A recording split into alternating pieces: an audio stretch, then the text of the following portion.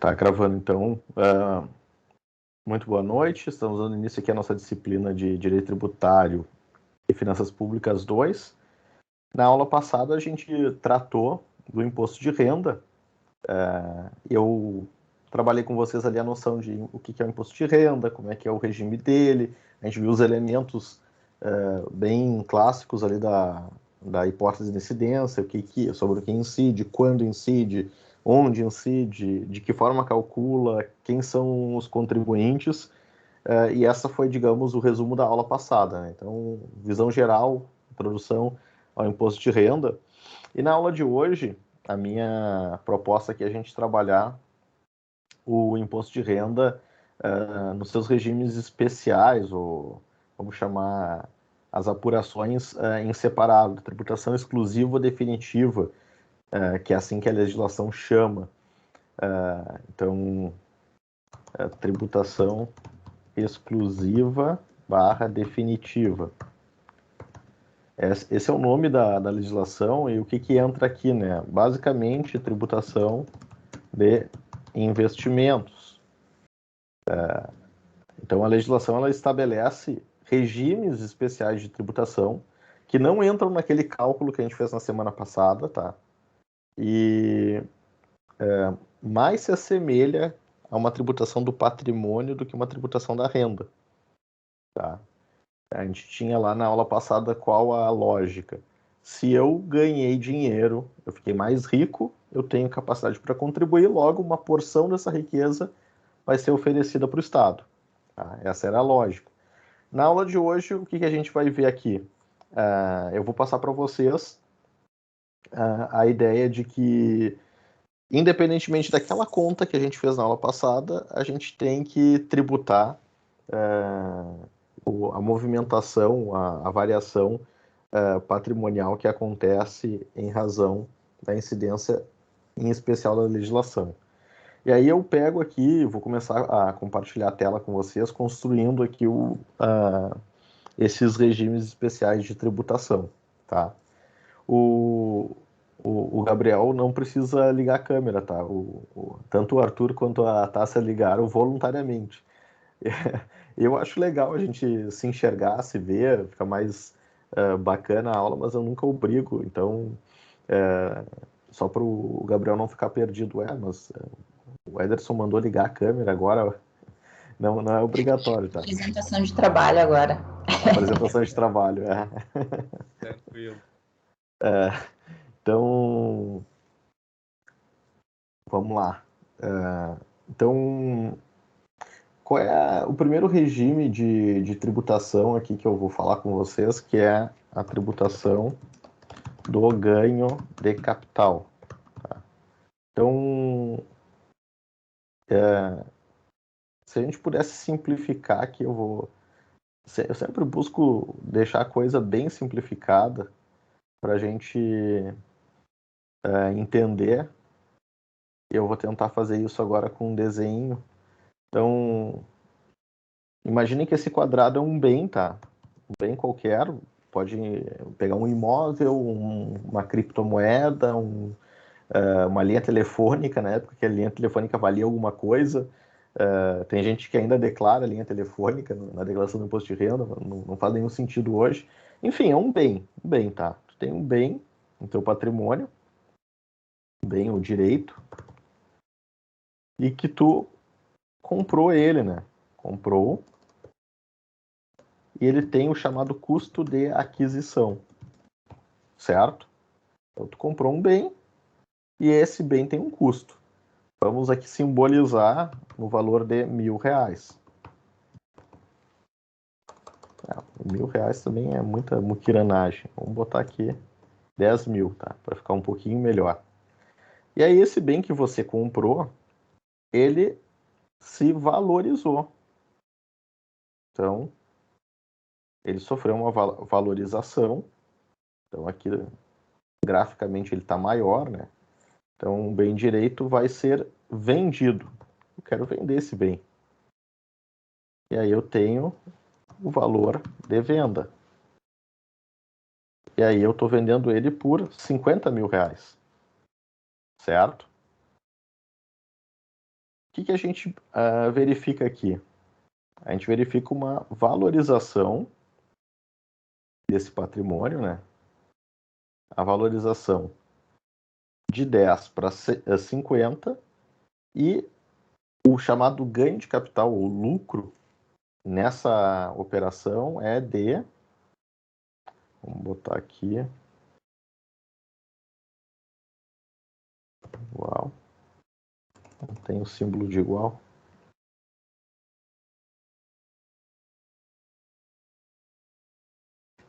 Então, a gente tem aqui como resultado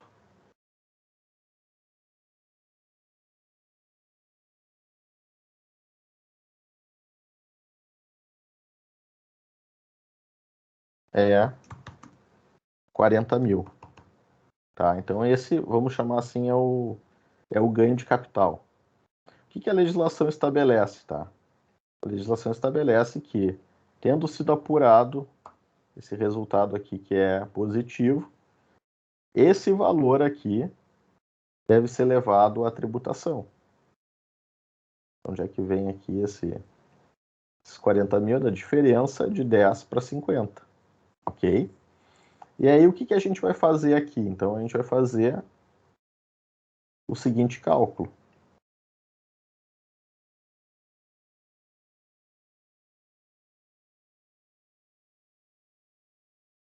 O cálculo é 40 mil, que é, digamos, o lucro. Vou aumentar aqui o meu... vezes 15%. Certo? E aqui, esse é o IR, ganho de capital.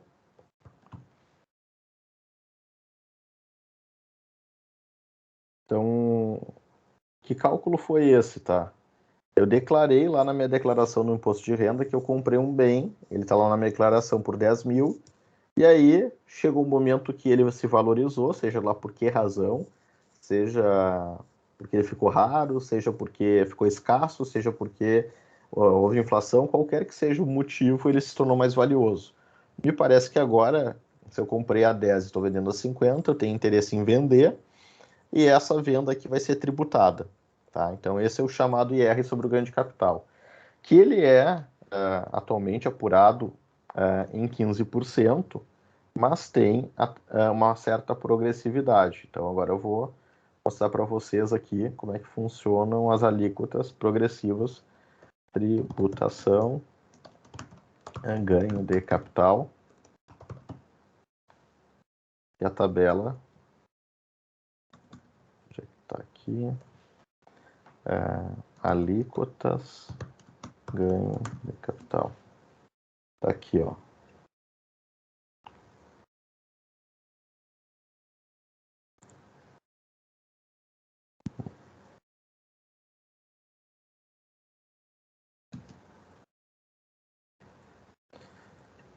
Deixa eu botar numa letra maior.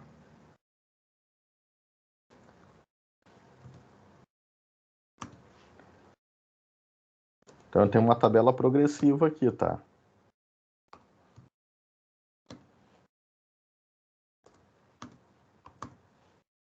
Até 5 milhões, 15%, de 5 milhões a 10 milhões, 17,5%, de 10 milhões a 30, 20%, mais de 30 milhões, 22,5%. Tá? Então, essa é a alíquota, a tabela progressiva do ganho de capital. Então, pro meu patamar aqui, ó, eu gravo só essa alíquota, não estou preocupado com as outras, infelizmente, né? Queria poder vender algo acima de 30 milhões, mas não é o meu caso, então eu tenho que gravar apenas essa daqui de 5. Acima desse valor começa a entrar nas outras faixas das alíquotas sobre o ganho de capital. Tá? Então, por isso, gente, quando eu falo aqui tributação do ganho de capital, por isso que ganha importância aquela partezinha da declaração do imposto de renda que é a declaração dos bens e direitos. Quando nós informamos na declaração lá de renda, na aula passada a gente fez a declaração da Tássia, né? A gente colocou lá o rendimento que ela recebeu. E aí, vou até abrir aqui de novo a declaração da Tássia. Só um comentário, professor, como o pobre se ferra, né? Porque se tu vai vender um bem de 5 mil ou um bem de 5 milhões, tu vai ter que pagar 15%. É verdade. Mas assim, vamos lá. O pobre, via de regra, ele não vai nem declarar, né? O ganho de capital. Ele fica até à margem disso. A gente está falando assim de classe média, né? A classe média, ali do classe média baixa, a classe média alta, ela vai ficar muito misturada com alguém que tem um patrimônio, vamos lá, tá vendendo um bem dele que é de 5 milhões, já é um baita do patrimônio, né? Eu não tenho somado todo o meu patrimônio isso, imagina o cara que vende um bem na faixa de 5 milhões. Então, a gente não está falando mais de classe média, né? Assim, o topo da pirâmide. E aí, é esse o campo aqui, ó, bens e direitos. Então, na declaração de bens e direitos da taxa, que a gente está fazendo aqui de brincadeira, vamos lá, vamos botar aqui, ó, o código é um apartamento. Agora pede inscrição municipal, isso aqui não tinha. É tudo para fechar o cerco e impedir que o contribuinte ele possa declarar uma informação imprecisa ou até mesmo tente informar alguma coisa que seja sonegado. Com a inscrição municipal na prefeitura, vai cruzar o dado que tem na Receita com a prefeitura. E a eventual desconformidade ensejará a autuação. Aí eu vou botar aqui, isso aqui é a inscrição do bem.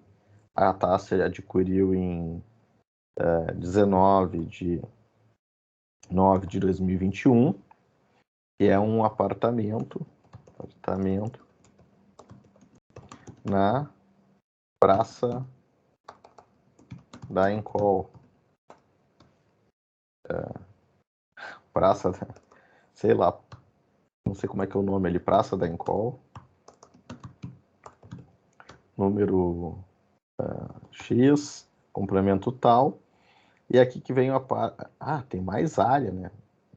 Registro de imóveis tem que colocar, situação em 2019, era 0, não tinha, e agora esse apartamento aqui é de 1 milhão. Pô, Tássia, tu tá bem com um apartamento na Praça da Encol? Ela não convidou vocês aí pro churrasco? Graças à remuneração do professor, né? Porque ele me empregou. Ah, é verdade. Foi. Ah, agora vem uma parte importante, tá? Que vai linkar o que a gente está falando na aula de hoje com a aula passada. Na aula passada a gente falou da tributação da pessoa jurídica, e aqui está a remuneração da taxa em 1 ano, né? 120 mil. Teve um bom salário, né, Tássia? 120 mil. Não vai falar para o empregador.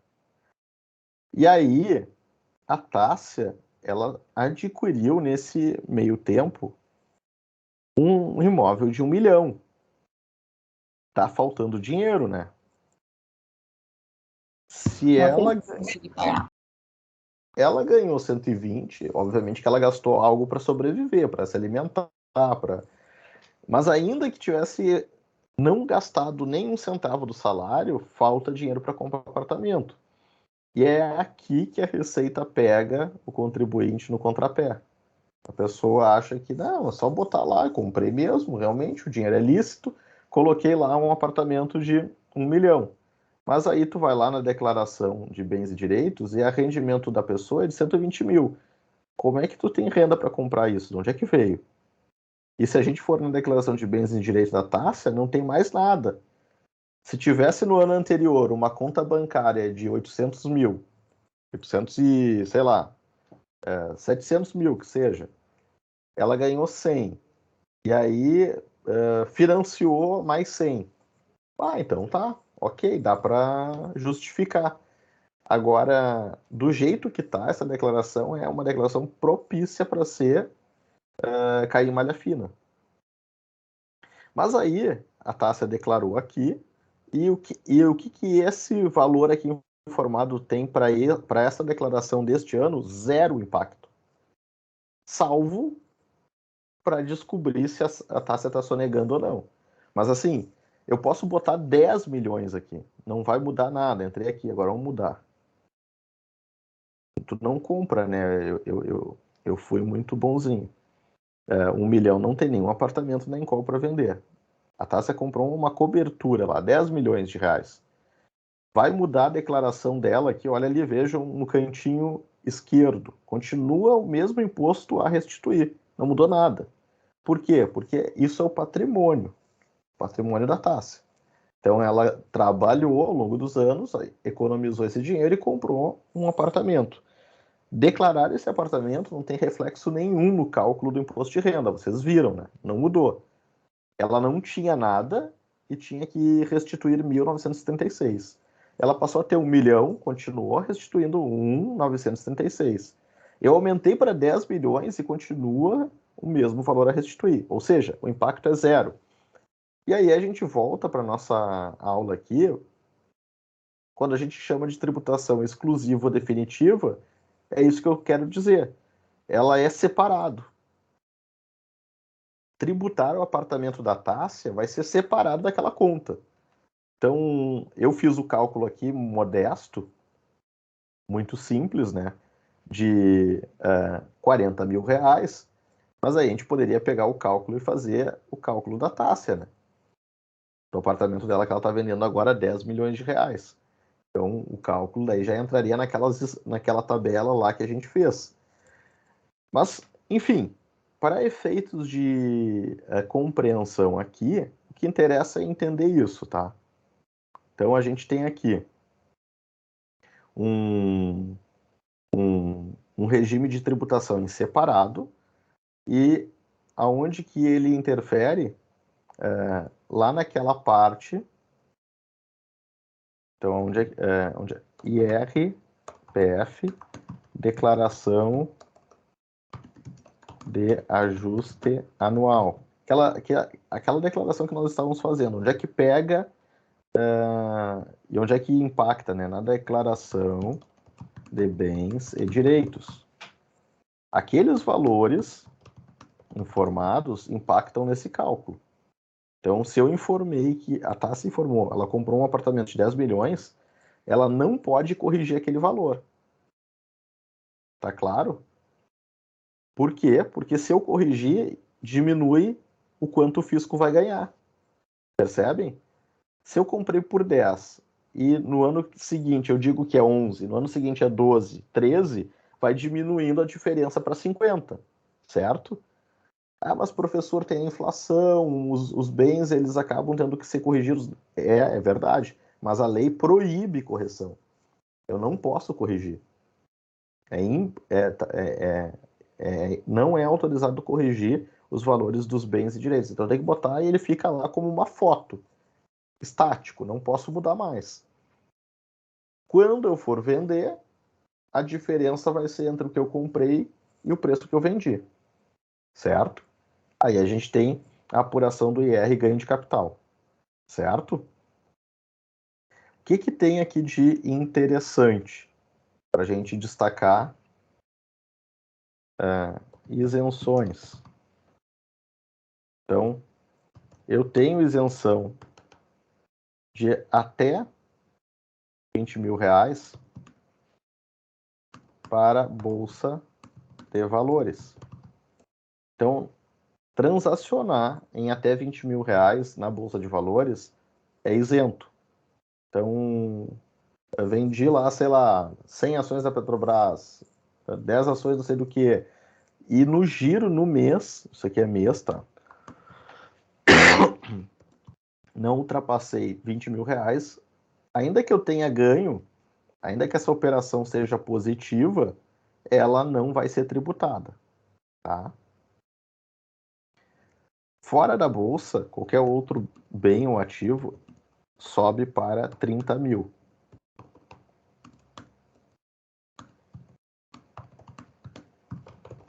Então, qualquer outro bens e direitos que eu transacione no mês e que sejam inferiores a 30 mil, não vai ser tributado. Daí a resposta para aquela correção à tua observação, tá?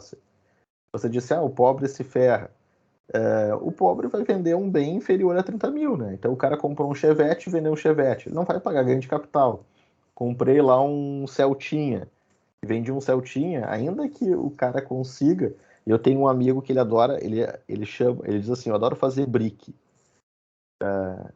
E aí ele me conta assim, ele comprou o mês passado foi um bug todo ralado, todo lascado. Aí ele dá uma recalchutada e vende o bug por 5 mil a mais. E aí ele ganha 5 mil reais nessa transação. Se a gente estiver falando de transações dentro do mês até 30 mil reais, é isento. Além disso, tem sobre imóvel a venda de um único bem, único imóvel, para aquisição de outro. Então, vamos chamar aqui o bem de família. A Tássia que comprou aquele apartamento na Encol, né, ela ainda vai nos convidar para um churrasco na cobertura dela. Ela é o único imóvel dela, é onde ela reside. E aí a Tássia, ela pegou e viu uma outra cobertura mais bonita. Ela vendeu por 10 e comprou a outra por 12. Tem diferença aqui, né? Tem uma valorização. Ela comprou uma outra e ela teria que apurar o ganho de capital. Só que o valor da venda deste bem foi totalmente aplicado na compra de um outro imóvel, no prazo de 6 meses. Se isso se verificar, não tem o recolhimento do ganho de capital. Tá? Então aqui tem mais uma isenção.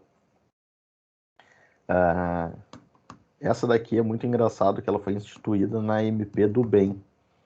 O governo, quando ele apelida a MP do Bem, é porque ele está dizendo todas as outras eram do mal, né? E aí ela virou a lei do bem depois, porque se instituía pela primeira vez uma MP para fazer criar benefícios fiscais. E foram criados não só esse daqui da isenção do ganho de capital sobre imóveis, como um tratamento para investimentos em tecnologia. E essa é uma lei bem importante até para tratar do investimento em tecnologia. Então, assim, falando do primeiro regime aqui, tributação de ganho de capital, ficou claro para vocês? Comprei, portanto, vendi, portanto, a diferença é o verdinho. Então, esse é vamos chamar aqui, vou apelidar ele de lucro. Os mais antigos, eles chamam isso aqui, esse aqui é o lucro imobiliário. Não é, a gente pode até chamar de dizer que é o lucro imobiliário, mas isso aqui não é só para imóveis, né? Como eu mostrei ali, serve para qualquer bem ou direito que você tenha declarado e serve, por exemplo, para Bitcoin.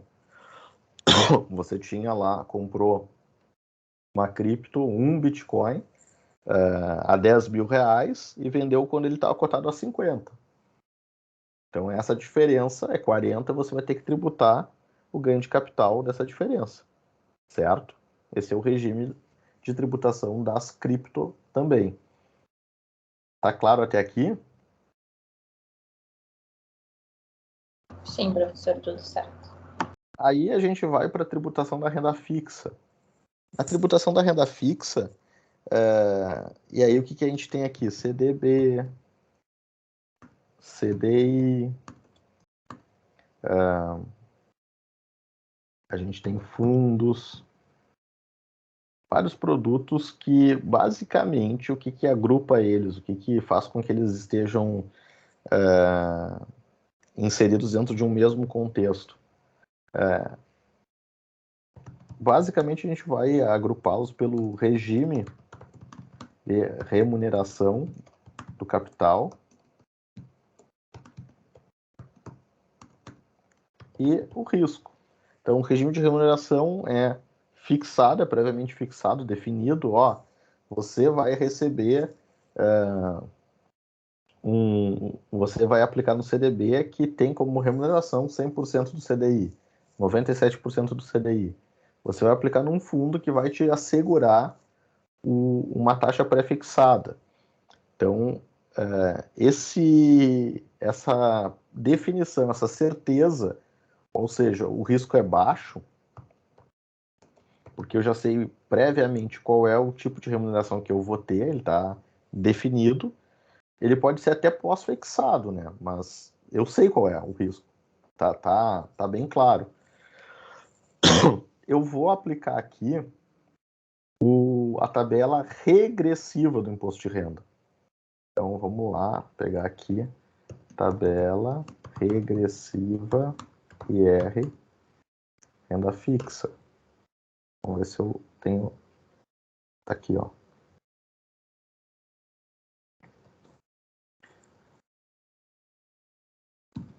Tá aqui a tabelinha e eu vou compartilhar com vocês. Deixa eu aumentar o texto. E agora, o que faz eu ingressar numa faixa ou noutra? Agora, o que faz eu mudar de faixa não é mais o valor que eu tenho aplicado, o valor da transação. O que muda de faixa é o tempo. Então, vejam aqui. Tempo de investimento é o que faz eu mudar. Então, qual é a intenção do legislador aqui? É fazer com que a pessoa poupe mais, guarde o tempo o dinheiro por mais tempo. De modo que, se eu passar aqui, nós estamos falando aqui de 2 anos, né? Acima de 2 anos, eu já entro na alíquota mais baixa, que é 15%. Se eu ficar dentro de 180 dias, eu vou pagar a alíquota mais alta, que é 22,5%. Ou seja, o legislador está dando um incentivo para o poupador, para o investidor manter esse dinheiro aplicado nesses produtos. E essa é a chamada tabela regressiva. Qual é a peculiaridade que nós temos aqui nessa tributação da renda fixa? Então, renda fixa, o responsável tributário é a instituição financeira. Em outras palavras, não é nenhum de nós, pessoas físicas, contribuintes, que vamos ter que fazer esse cálculo, apurar e repassar para a Receita. É a instituição financeira na qual eu depositei o dinheiro, apliquei e investi num produto de renda fixa, que vai fazer o cálculo, apurar e tributar. Tá? Então, aqui é uma forma, talvez, até de simplificar a vida do contribuinte. Eu não preciso me preocupar com isso no que diz respeito às obrigações acessórias. As obrigações acessórias eu não preciso me preocupar, não sou eu que declaro isso. Agora, eu posso dizer que eu não devo me preocupar com isso? Claro que não, né? Eu tenho que ficar atento para avaliar a melhor estratégia. Então, as pessoas às vezes dizem assim, não, isso aí eu não preciso me preocupar, renda fixa, lá se eu apliquei no CDB, é o banco que vai descontar e vai apurar o meu imposto de renda, então eu não tenho nem que me preocupar com isso. Mas tu está avaliando se tu está tributando de forma correta, se está sendo vantajoso. Se eu vou deixar 180 dias e eu vou descontar 22,5 do meu ganho, então eu tenho que comparar com alguma coisa que me tribute de forma menos grave, né? E aí a gente vai ver que talvez o CDB não seja tão adequado. Então aqui é essa comparação que eu digo que as pessoas não fazem. Então, as obrigações acessórias, ok, você está livre delas, é o banco que faz. Agora, não esqueça que você não pode deixar de calcular, senão você talvez está deixando o dinheiro no lugar errado.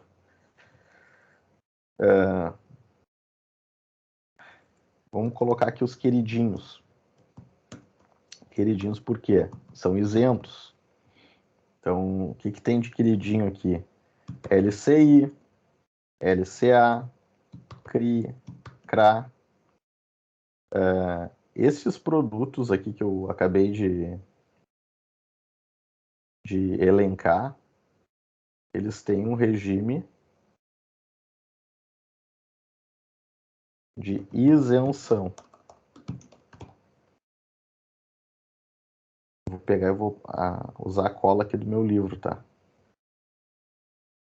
Para transcrever o texto. Onde é que tá aqui? CDB, né? Tá aqui. Ficam isentos. Esse é o textinho aqui que eu vou colar para deixar no material para vocês.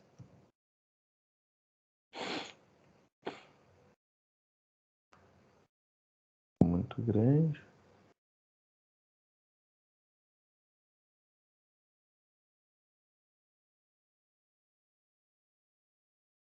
Então aqui está o texto, a Lei 11.033, que confere isenção a esses produtos aqui que eu acabei de mostrar para vocês. Então, por que eu chamei de queridinhos? Porque, olha, talvez as pessoas não conheçam, né, esses produtos, mas eles não, qualquer ganho que você obtiver aqui na aplicação desses produtos não será tributado pelo imposto de renda. O fundamento aqui está na Lei 11.033, que eu acabei de transcrever aqui, tá? E aí a gente vai para... Vamos pegar aqui. Falei de ganho de capital, falei de renda fixa, falei de isenção.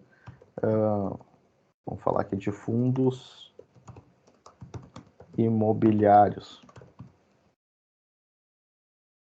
Fundo papel, fundo tijolo. Tem dois tipos de fundos imobiliários, né? Fundo papel é um fundo imobiliário que investe em outros produtos do mercado imobiliário. Então, na verdade, eu não estou investindo em nenhum imóvel, eu estou investindo em outros produtos que investem em imóveis, tá? E a carteira quem gere é a gestora desse fundo. Fundo tijolo, aí sim, investe diretamente em imóveis. E esses imóveis aqui oferecem rendimento. O que é importante a gente destacar aqui? Tem a tributação das cotas do fundo. Então, a tributação das cotas do fundo, eu vou usar aquilo que a gente acabou de estudar, que é o ganho de capital. Então, eu comprei uma cota por 10, tô vendo, e hoje ela vale 20. Então, eu tenho valorização desse bem direito, que é uma cota do fundo. Então, eu tenho que tributar sobre o ganho de capital. No entanto, os valores pagos, que as pessoas chamam de dividendos, ou outros chamam dos aluguéis, por eu ter investido num fundo imobiliário que tem imóveis, e esses imóveis geram aluguéis, e esses aluguéis são rendimentos pagos todos os meses, estes aqui hoje têm isenção do imposto de renda. Então aqui tem mais uma vantagem para uma estratégia de investimento em fundo imobiliário, por exemplo. A pessoa aplica lá e recebe esse valor isento. E aí depende do fundo, se ele paga mensal, trimestral, semestral, ele recebe todos esses valores aqui sem ter que declarar para o imposto de renda. O que é importante, gente? Vejam, vou voltar aqui para a declaração da ASSE. Se é isento, eu tenho que declarar também. Não é porque eu não vou pagar imposto que eu não tenho que declarar. Então, se eu recebi, por exemplo, um fundo imobiliário, eu venho aqui e digo aqui, ganho de capital, ó, na alienação de bens e direitos alienados em um mês, no valor de até 20 mil reais. Ó, isso aqui é isento, mas eu tenho que dizer aqui quanto que eu ganhei. Então, ganho de capital, que eu falei que tinha isenção. Lucros e dividendos. Então, eu sou sócio de uma empresa, tá? Se tornando sócio da minha empresa, tá? 849. Prof, nesse caso, desculpa te interromper. Nesse caso, tem obrigação principal, que é pagar o tributo, mas tem obrigação acessória, que é fazer a declaração, né? Isso, muito bem lembrado, tá? Muito bem lembrado. A gente não tem obrigação principal porque é isento. Então aqui a Tássia, além de 120 mil de salário, ela ganhou mais 10 mil de distribuição de lucro da empresa. Ela vai ter que pagar algum real de imposto de renda sobre esses 10 mil? Não, zero, é isento, mas tem que declarar, como bem lembrado pela Tássia. E o fisco ele quer saber quanto que você recebeu de valores isentos. Tá? Então tudo isso tem que ser declarado. E o exemplo que eu trouxe aqui também é bem lembrado a observação que a Tássia fez. Tá? E aí, meus amigos, nós vamos aqui. Deixa eu pegar aqui a minha colinha. Títulos públicos usa a mesma tabela, então nem vou perder muito tempo aqui explicando para vocês. Títulos públicos. É mais ou menos você investindo num título do governo, né? Você compra uma dívida do governo e o governo promete te pagar.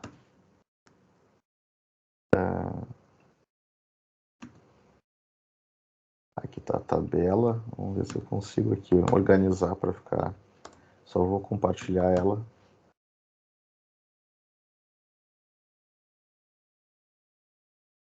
Ah, não, tá tudo errado. É melhor pegar essa daqui que ficou mais bonitinha.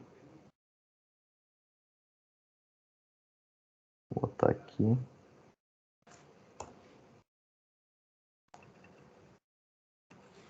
Títulos públicos. E a tabelinha é a mesma, tá? São os mesmos percentuais e o mesmo tempo de aplicação, tá? E aí a gente vai agora pro Previdência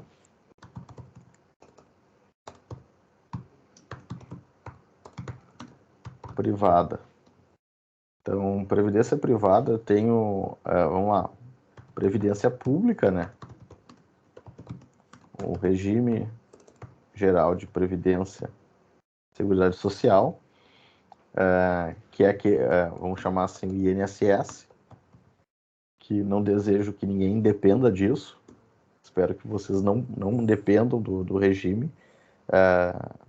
Todo e qualquer trabalhador que contribui para a Previdência, ele tem um teto de remuneração ainda, e é muito comum, assim, as pessoas que não conhecem, né, nada de previdenciário, pegarem, não, eu vou contribuir, já que eu tenho um salário hoje de 10 mil, que é um salário bom, eu vou contribuir 11% sobre esses 10 mil, que daí quando eu me aposentar eu vou ganhar proporcional a esse valor, né, 10 mil.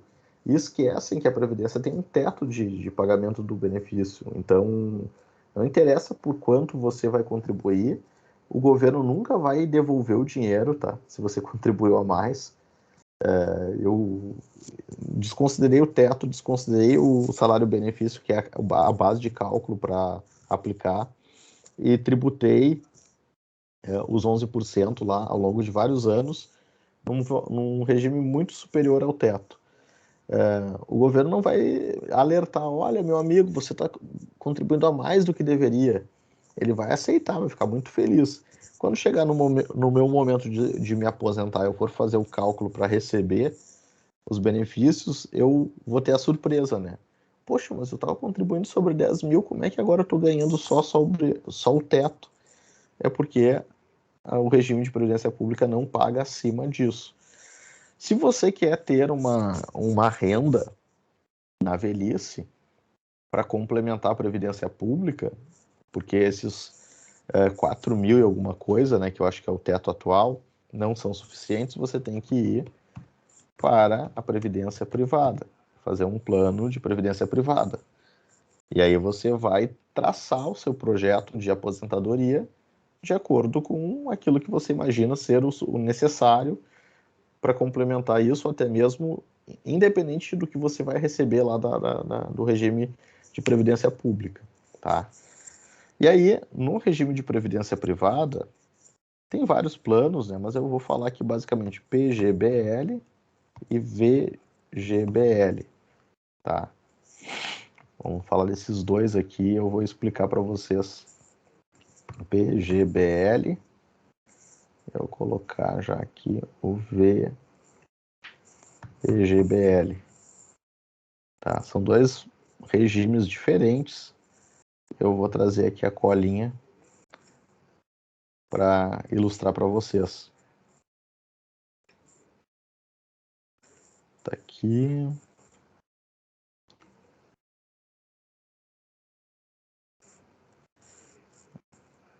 Aqui tem uma tabelinha que eu acho que vai ajudar a entender a diferença.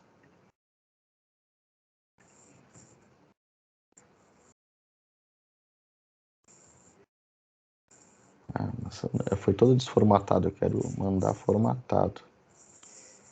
Não um print aqui.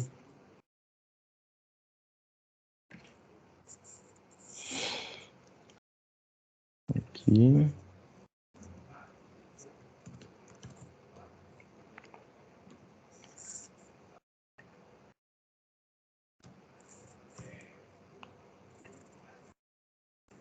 Tá, então aqui está a tabela de comparação, tá? Então, o Programa de Geração de Benefício Livre, PGBL,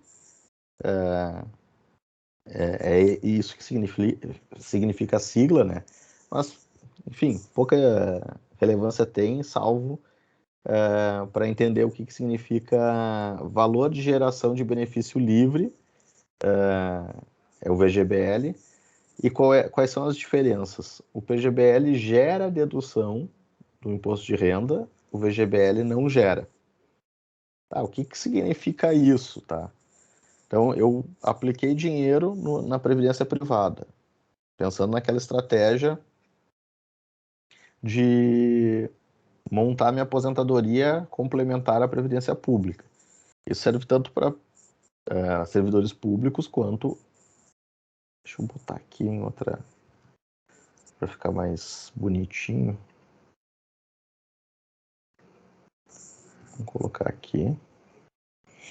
Então, montei a minha estratégia lá, tô aplicando. E aí, uma das coisas que as pessoas não fazem é aliar a estratégia de aposentadoria com a estratégia tributária. Então, como é que eu vou tirar vantagem disso, tá? Como é que eu tiro vantagem? Aí eu volto lá para nossa aula do imposto de renda e pego a declaração aqui da Tássia. Vejam só, a Tássia está com, pelas deduções legais, ou seja, a simplificada, R$ 1.936 de dedução, restituição do imposto pela declaração simplificada. A Tássia, se ela fosse fazer completa, ela teria 2.960,23. Esse exemplo ele é bem emblemático e ajuda a entender o porquê de escolher um ou outro. Se esse é o perfil do contribuinte, e é o perfil de muitos jovens, né, como a Tássia, ela está ganhando um salário legal, bacana, ela não tem muita despesa dedutível, como a gente viu na aula passada, e aí a simplificada, a declaração... não, no nosso exemplo aqui, que na aula passada eu coloquei um monte de dedução para ela, né? Vamos ver aqui, ó. Ela teve Unicinos e Ivo Pitangui. Vamos tirar o Ivo Pitanguinho, porque ela não precisou de nenhuma cirurgia. Vamos deletar aqui. E aí, olha só como é que fica. Então, a Tássia, ela pagou a Unicinos lá, o valor, e a simplificada parece melhor para ela, certo? Declaração simplificada, mas ainda ela vai ter que pagar um imposto lá salgadinho, 2.960, se ela não fizer nenhum ajuste aqui, tá? E aí a gente volta lá para a Previdência. Então, para a Tássia, o que é melhor aqui? Ela escolheu o PGBL, que gera a dedução do IR, ou o VGBL? O que vocês acham? PGBL? PGBL, certo? Então, é interessante para ela ter um valor para abater. E aí, se ela escolher o PGBL, ela vai vir aqui nas deduções e vai botar aqui. Plano, vamos ver. Plano de saúde, não. Pensão, previdência. Previdência complementar. Ela botou aqui o CNPJ da instituição, Previdência Tabajara. E aí ela pagou lá de previdência ao longo do ano 12 mil, sei lá, R$1.000 por mês. Aí vai do que ela, olha ali o que aconteceu, já diminuiu lá a declaração dela. Ela tinha que pagar 3 mil, agora ficou só 2.623. Então, vejam só o que eu estou explicando aqui. A estratégia de investimento em previdência privada, aliado com a tributação, gerou para ela uma economia da tributação, e o valor que ela depositou lá vai gerar um pagamento no momento em que ela definir para sua aposentadoria. Estão entendendo? Então, quando a gente escolhe o plano de previdência privada, escolhendo entre um e o outro, isso deve ser levado em consideração. Diga, Tássia. Não, eu ia falar porque se tu olha à primeira vista, tu acha que o VGBL é melhor, né? Mas sem levar em consideração os outros fatores. Ah, mas é que daí tu tem que entender qual é a lógica, né? Então, assim, eu apliquei ao longo de, sei lá, 30 anos, a Tássia tá contribuindo ao longo de 30 anos, tá? E durante esses 30 anos, todos os valores que foram aplicados por ela, mês a mês, contribuindo, geraram benefício de redução do imposto de renda, certo? Quando ela for resgatar isso, vamos imaginar que ela queira resgatar o valor total. Ela vai ter que pagar IR sobre o valor total que está lá depositado, que pode ser um valor expressivo, certo? Se escolher o VGBL, qual é o trade-off aqui? Eu não tive a dedução, eu não tive benefício imediato, mas eu só vou permitir, eu só vou poder tributar os rendimentos que eu obtive. Então vamos lá, vamos pensar o seguinte: a Tássia ao longo de 30 anos conseguiu acumular 100 mil, tá? 100 mil, ela foi lá botando 100 mil. Esses 100 mil não serão tributados, vai ser só o que dos 100 mil geraram de rendimento. Então vamos dizer que com o índice de correção aplicado, 100 mil virou 130. Então ela vai tributar. Isso no caso é o VGBL, né? VGBL, exato. Que é o cantinho aqui da esquerda. Tá? Então, com isso, a gente alia duas estratégias. O patrimônio que eu estou formando, para ter uma velhice mais tranquila, uma velhice mais... ou desfrutar melhor, não precisa nem ser velhice, né? Eu posso querer resgatar isso com 50 anos? Posso, não tem problema nenhum. Então, é uma estratégia interessante aqui e que combina tributação com a aposentadoria e investimento. Sobre investimento. Desculpa te interromper de novo, mas agora eu fiquei confusa. Deixa eu abrir minha câmera. Tá, o que seria melhor então? Porque naquele exemplo que tu deste ali, parecia o PGBL. Agora falando a longo prazo, parece o VGBL. Fiquei meio confuso. Ou depende. Para quem que eu diria que o VGBL é melhor, tá? para aquela pessoa que ela não tem um valor do imposto de renda a recolher alto. Vamos imaginar que a tua renda ela esteja numa faixa que tu tem mais imposto a restituir do que a pagar, tá? Exemplo típico de servidor público. O servidor público, normalmente, ele contribui ao longo dos meses a mais do que deveria e ele restitui no final do ano. Certo? Então, ter esse produto para diminuir o imposto é um bis in idem, né? Ou como diria um amigo meu, é um plus a mais. Para que eu vou ter mais desconto se eu estou recolhendo a mais do que deveria? Se eu sou esse tipo de contribuinte, que nos meus cálculos eu sempre tenho restituição, eu não tenho valor a pagar, então o VGBL é melhor. Por quê? Eu não vou usar ele para deduzir agora e lá na frente eu vou pagar só sobre o rendimento, só sobre o que eu ganhei. Tá? Então ele é interessante. Por outro lado, jovens, muitos jovens assim não têm despesa médica, não tem tratamento de saúde, não tem filho, não está formado, não tem mais instrução para pagar. Que tipo de dedução tu gera? Então, assim, um exemplo bem próprio para escolher o PGBL é, por exemplo, advogado recém-formado. O advogado recém-formado, ele tem renda, todos vocês aqui vão ter renda, né? Certo? Boa renda, tenho certeza. Você tem renda, mas você não tem o que deduzir. Não tem filho, não tem dependente, não tem nada o que deduzir. Mas eu estou pensando na minha aposentadoria lá no futuro. Bom, se eu estou pensando na minha aposentadoria, então faz o PGBL, gera abatimento, diminui o que tu tem para pagar de imposto, e aí lá na frente aí tu vai pagar proporcional ao que tu acumulou, né? E aí, sem dúvida, haverá incidência da tributação. Então, essa jogadinha aqui é o que faz você escolher entre um e o outro. Certo? Perfeito. Obrigada, professor. Ficou claro? Sim, agora sim. Maravilha. Então, assim, expliquei para vocês agora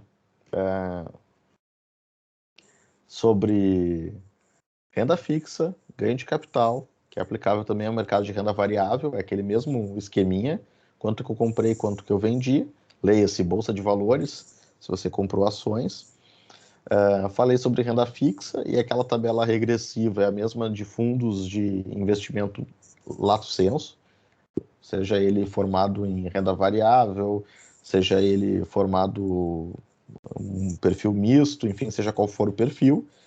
E aí, para finalizar nossa aula de hoje, eu vou falar aqui só sobre dois regimes aqui, que é o... Então, vamos lá. Eu tenho o pagamento de lucros e dividendos, que hoje, pela legislação atual, são isentos. Prof, tu não estás compartilhando mais. Desculpa. Bem lembrado, tá? Me ajuda aqui a não perder. Então, vamos lá. Voltando aqui. Hoje, se eu sou sócio de uma sociedade qualquer, que seja o regime, o valor que a sociedade paga para os seus sócios a título de lucros e dividendos, eles são isentos. Mas o que tem a ver com investimento, né? Se eu sou sócio de uma empresa, não é bem investimento. Eu estou agrupando aqui dentro dessa aula sobre regimes de tributação diferenciados para explicar que se, por exemplo, eu comprei ações negociadas na bolsa, essas ações elas vão me render dividendos. E aí, aqui vem o ponto que eu chamei a atenção de abordar a tributação de lucros e dividendos, tá? O projeto de lei, o PL 2337 de 2021, pretende instituir a alíquota era 20%, depois no projeto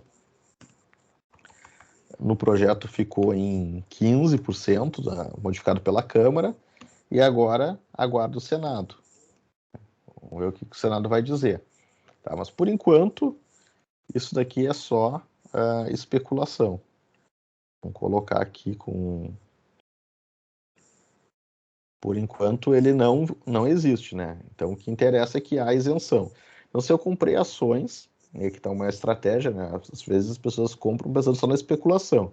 Ou comprar por 10, vender por 20 e ganhar essa diferença. Mas tem uma estratégia que é tu comprar ações que tu não está pensando em vender e ficar ganhando dividendos, isso é uma remuneração. Essa remuneração hoje é isenta, como eu falei aqui. Ocorre que as companhias elas podem decidir juros sobre capital próprio. Também conhecido como JSCP. Tá? Então, as companhias elas podem decidir remunerar o dinheiro tomado em empréstimo dos sócios por juros sobre capital próprio. Então, lá na Assembleia de Acionistas, a companhia diz, olha, ao invés de nós pagarmos dividendo, vamos pegar esse dinheiro, vamos investir na sociedade e a gente vai pagar juros para os sócios. É o chamado juros sobre o capital próprio, sobre o próprio capital. Qual é a vantagem para a sociedade? Redução do IRPJ e CSLL. E para os sócios, acionistas, né? Aqui, acionistas, tributa-se. Então, aqui vem um negócio importante. O sócio que recebeu, ao invés de ele receber dividendo, a sociedade decidiu distribuir juros sobre o capital próprio. Para a sociedade foi bom, foi uma estratégia interessante. A sociedade vai pagar menos imposto de renda e contribuição social. Agora, o sócio que recebeu esse dinheiro, ele paga imposto. Tá?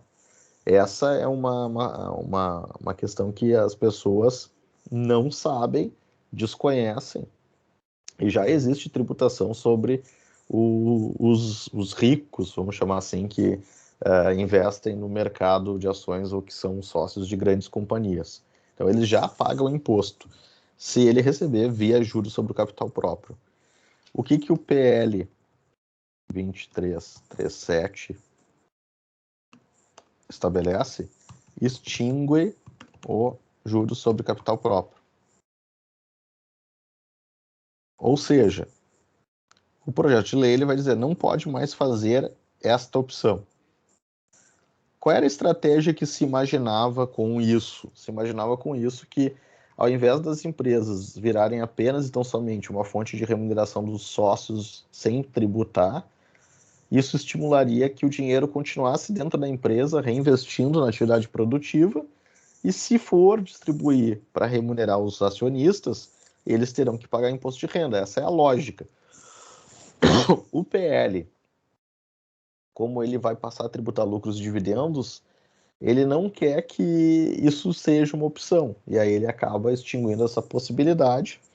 Não pode mais fazer essa estratégia de remuneração dos acionistas. Ainda que se pudesse admitir a tributação, mas o que o governo quer é isso aqui, ó. O governo quer pegar isso aqui. Isso reduz a arrecadação quando eu escolho essa modalidade de remuneração dos acionistas, porque diminui a base de cálculo de 2 tributos, imposto de renda da pessoa jurídica e contribuição social sobre o lucro líquido. Extinguir o juros sobre o capital próprio faz com que automaticamente aumente a arrecadação sobre as pessoas jurídicas. É ali que o governo está de olho. Tá? Então, por enquanto, eu coloquei riscado aqui, porque está no Senado, né? Está no Senado, a gente não sabe o que vai acontecer, então é só uma notícia, por isso que eu risquei ali para que não gere confusão, porque ele não ainda foi aprovado. Mas, se vocês investiram, compraram ações de alguma companhia, e ela optou por não distribuir dividendos, mas pagar os acionistas com juros sobre o capital próprio, e ela pode deliberar isso em assembleia, essa tributação vai incidir sobre o sócio. Então, você tem que levar aqui, ó, tributação exclusiva por definitivo. Então, eu venho aqui e informo, ó, juros sobre o capital próprio. Aí é a empresa, sei lá, Petrobras. E aí eu recebi, ao longo do ano, R$ 1.532. Então, aí eu vou ter que tributar, esse valor vai somar ali ao valor que eu tenho que a pagar. E é tributado, certo? Até aqui alguma dúvida, meus amigos? Não, professor, por enquanto tudo certo. Tudo certo? Maravilha. Então, a aula de hoje ela foi até mais curta, mas a ideia é focar especificamente só nesse regime em separado, né, de tributação de lucros e dividendos.